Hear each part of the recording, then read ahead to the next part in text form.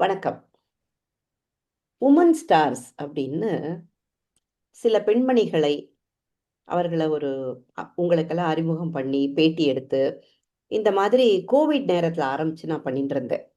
Season 1 பண்ணேன். அதுக்கப்புறம் season 2 பண்ணேன். அதுக்கப்புறம் யார் இவ்வளோ லென்த்தா பாப்பா? அப்படின்னு எனக்கே ஒரு டவுட் வந்துட்டதுனால, இதெல்லாம் நிறுத்திட்டு Instagramல போஸ்டிங் போட ஆரம்பிச்சிருந்தேன். இந்த புது வருஷத்துல 2026லேருந்து மறுபடியும் உமன் ஸ்டார்ஸ் சீசன் 3 பண்ணணும் அப்படின்னு எனக்கு ஆசை. ஏன்னா அத்தனை பெண்கள், அத்தனை திறமைகள் வெளியில கொட்டி கிடக்கு. நான் பார்த்துட்டே இருக்கேன். அதையெல்லாம் எல்லாருக்கும் சொல்லணும் அப்படிங்கிறது தான் என்னோட ஆசை.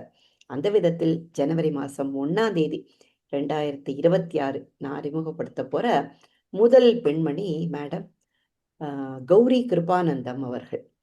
பார்க்கறதுக்கு நீங்க அவங்கள பார்த்தீங்கன்னா, ட்ரெயின்ல நம்ம கூட வரா மாதிரி, இல்ல பஸ்ல நம்ம பக்கத்து சீட்ல இருக்கா மாதிரி அப்படிதான் இருப்பாங்க. ஆனா லேஸ்பட்டவங்க இல்ல. சாகித்ய அகாடமி விருது வாங்கினவங்க, பல விருதுகள் வாங்கினவங்க. ஒரு சிறந்த மொழிபெயர்ப்பாளர். 30 வருடங்களுக்கு மேலாக தெலுங்கிலிருந்து தமிழிலும், தமிழிலிருந்து தெலுங்கிலும் மொழிபெயர்த்துக் கொண்டிருப்பவர். இதற்கு மேல நாம இவர்கிட்டயே பேசலாம். வணக்கம் கௌரி. வணக்கம் மேடம். ரொம்ப சந்தோஷம். வணக்கம். உங்கள வந்து இந்த உமன் ஸ்டார் சீசன் 3க்கு ஃபர்ஸ்ட்டு உங்கள பேட்டி எடுக்கிறதுல எனக்கு ரொம்ப சந்தோஷம். நீங்க வந்து ஒரு மொழிபெயர்ப்பாளர், இவ்வளவு விருதுகள் வாங்கியிருக்கீங்க. ஆனா உங்களோட தாய்மொழி தமிழ் இல்லையா? தமிழ்லேருந்து ஆமா. எப்படி நீங்க தெலுங்குல இவ்ளோ பாண்டித்தியம் உங்களுக்கு வந்தது? ஒரே ஒரு காரணம், எங்க அப்பா வந்து ஆந்திர மாநிலத்துல வேலை பார்த்தார். சோ நான் பிறந்த 56வது வருஷம் போது ஆந்திர மாநிலத்துல வேலை பார்த்திருந்ததுனால முதல் 20 வருஷம் நான் அங்க வளர்ந்தேன். சோ என்னுடைய படிப்பு, வீட்டுல பேசுற மொழி தமிழ், வெளியில பேசுற மொழி தெலுங்கு. ம், ம். அப்புறமா படிக்கிறது வந்து நம்ம அம்புலி மாமா மாதிரி தெலுங்குல சந்தமாமா படிப்போம். அ, சோ அ. அந்த மாதிரி ஒரு பால்யம் எனக்கு இருந்தது.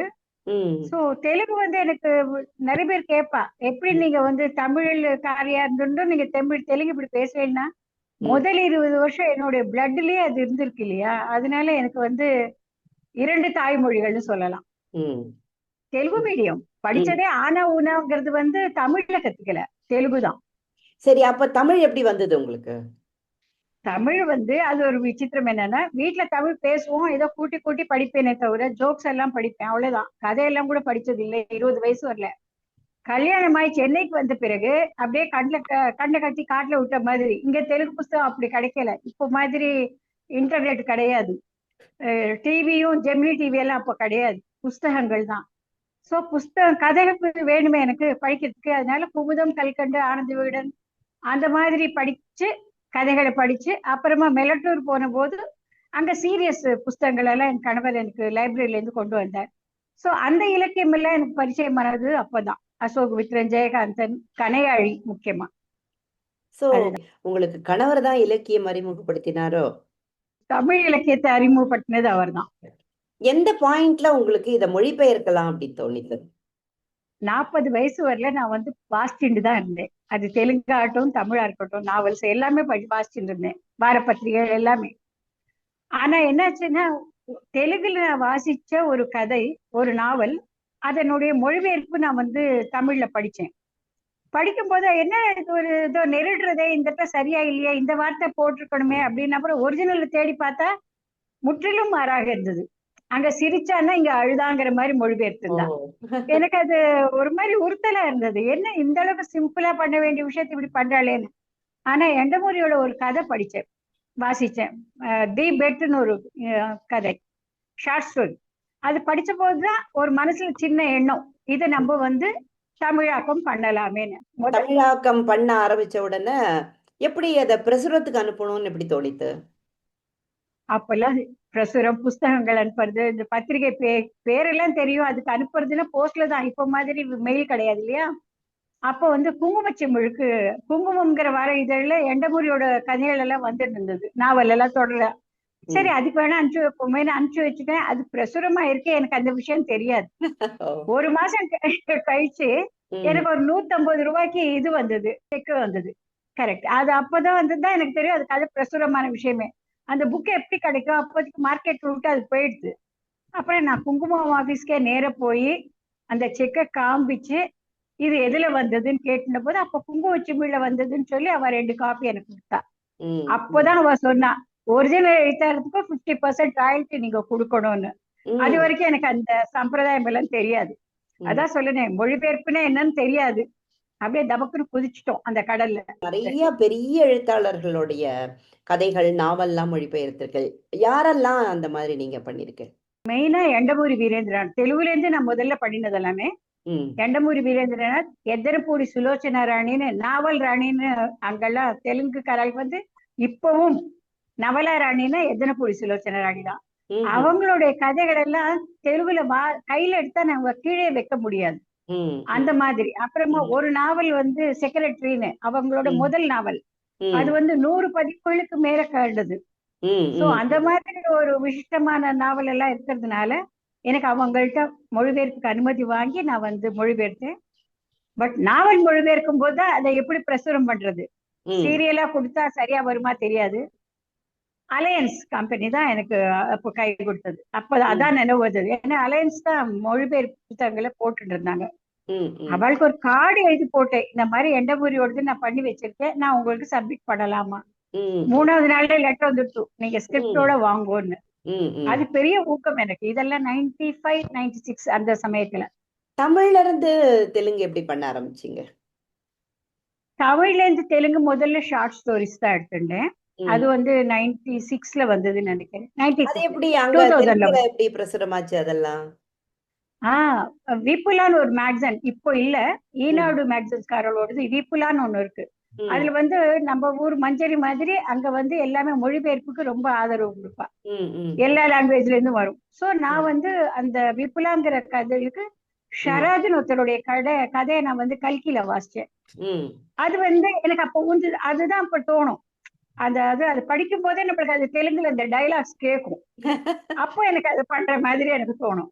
ஆ, ஆ. சோ அப்ப அது வந்து அப்பெல்லாம் கையால தானே எழுதுவோம். கையால எழுதி அந்த விப்புலா மேக்சினுக்கு போஸ்ட்ல அனுப்பிச்சு அப்புறம் அது பிரசுரமாச்சு. எனக்கு எனக்கு 100 ரூபாய், ஒரிஜினல் எழுத்தாளருக்கு 100 ரூபாய் அவளே நேரம் அனுப்புவா. ஆளுக்கு ஒரு பத்திரிகை ஒரு காப்பி வரும். சோ ம். அது என்னுடைய முதல் கதை. நீங்க வந்து தமிழ்ல இருந்து தெலுங்குக்கு நிறைய நாவல்ஸும் பண்ணிருக்கீங்க இல்லையா? யாரோடதெல்லாம் பண்ணிருக்கீங்க? தமிழ்ல இருந்து தெலுங்குங்கும் போது நான் வந்து மொத்தம் இதுவரையில வந்தது 6 தான். ம், சாகித்ய அகாடமிக்காக 2 படைப்புகள். கு அழகிரிசாமியோட நான் அன்பளிப்பு, ம், வானம் வசப்படும் நம்ம பிரபஞ்சன் சாரோடது. ம், அதெல்லாம் வந்து அந்த நம்ம அந்த மொழிபெயர்ப்பு பண்ணும்போது அதோட டிராவல் ரொம்ப நல்லா இருக்கும். ரொம்ப ம், சந்தோஷமா இருக்கும் எனக்கு.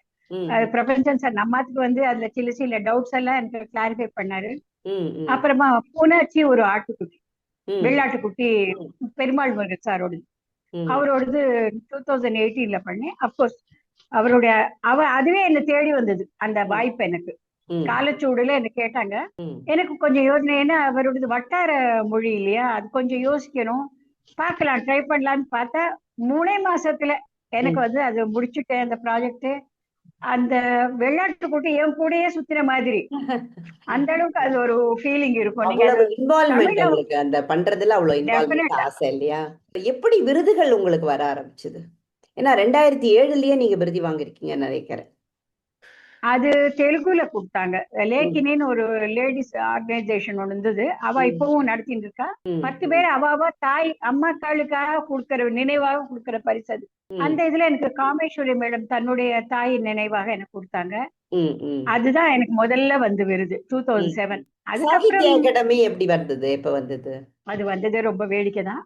ம், மீட்சிங்கிற பேர்ல நான் வந்து விமுக்தான்னு முதல்ல ஓல்கா மேடத்துக்கு பண்ணிருக்காங்க தெலுங்குல.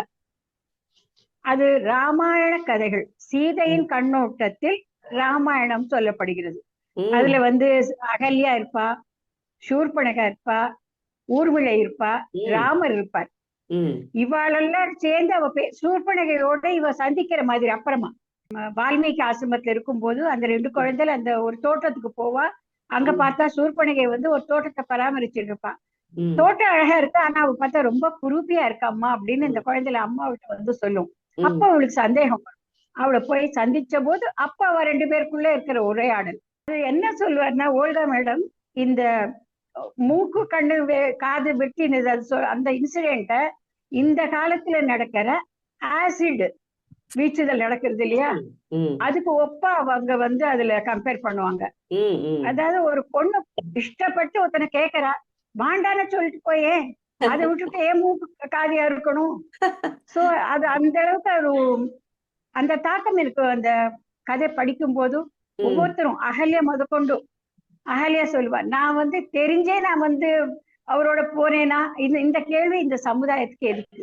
நிறைய பெண்ணோட உணர்வுகளை பிரதிபலிக்கிற கதைகள் தான் நீங்க நிறைய எடுத்துக்கிறத பாக்குறேன் நான். நீங்க கரெக்ட். மொழிபெயர்த்து நிறைய பண்றேன். நேரடியா நீங்க கதைகள் தமிழ்லயோ தெலுங்குலயோ எழுதிருக்கீங்களா? 20 வருஷத்துக்கு முன்னாடி 2 கதைகள் தெலுங்குல எழுதியிருக்கேன், ம், அவ்வளவுதான். ம், தமிழ்ல நான் முயற்சி பண்ணது இல்ல.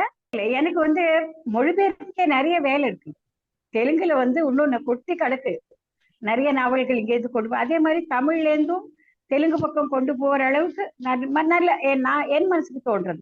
ம், சோ எல்லாருடைய படைப்புகளும் என்னால பண்ண முடியாது. ம், ம், சிலருடைய படைப்புகள் மட்டும்தான் என்னால பண்ண முடியும். ம், ம், அதுலயே அவருடைய எல்லா படைப்பும் சொல்ல முடியாது. ஏதா ம், ஒண்ணு ரெண்டு நம்மளுக்கு மனசை கவரணும், அந்த ம். டிராவல் பண்ண முடியும்னு சொன்னதான் என்னால பண்ண முடியும். முக்கியமா ஒரு கேள்வி கேட்கணும் உங்களை. பொதுவா வந்து நேரடி எழுத்தாளர்களுக்கு வந்து ஒரு பிரபலத்துவம் இருக்கும். எந்த மொழியாக இருந்தாலும் அவங்க ரொம்ப பிரபலமா இருப்பாங்க, எல்லாருக்கும் தெரியும். மொழிபெயர்ப்பாளர்களுக்கு அந்த மாதிரி பிரபலத்துவம் இருக்கா? எனக்கு அது தெரியல. ஏன்னா நான் எழுத்தாளர்னு சொல்லிக்கிறதை விட என்னுடைய அறிமுகம் வந்து மொழிபெயர்ப்பாளர். அந்த அந்த இதுல நான் வந்து தீர்மானமா இருக்கேன். என்ன எழுத்தாளர் கிடையாது, நான் அஹ், அஹ். மொழிபெயர்ப்பாளர் தான். சோ சரி, அதுக்கு உண்டான ஒரு ரெகக்னேஷன் கிடைக்கும், கிடைக்கதான் கிடைக்கிறது. செய்யும். உங்களுடைய இப்ப எதிர்காலத்துல என்ன பண்ணணும், அந்த மாதிரி என்ன பிளான் வச்சிருக்கீங்க? நிறைய நாவல்ஸ் படிக்கணும். முக்கியமா முதல்ல வாசிக்கணும். வாசிச்சுட்டு எது நம்ம அந்த பக்கம் இந்த பக்கம் கொண்டு போகணுங்கிறத நான் பார்க்கணும். அதுதான் என்னுடைய எண்ணம். ம், நிறைய வாசிச்சுட்டு இருக்கேன். இப்பதான் நம்மளுக்கு இன்டர்நெட் இருக்கிறதுனால நான் வாசிக்க முடியறது, புஸ்தகம் கையில இருக்கு. இதோ புக் எக்ஸிபிஷன் வேற வரப்போறது, அதனால நிறைய புக்ஸ் கையில இருக்கு நம்ம கிட்ட இன்னும். எல்லா துறையிலுமே அது ஒரு சாதனை. அந்த மாதிரி நீங்களும் ஒரு சாதனை பண்ணிருக்கேன்.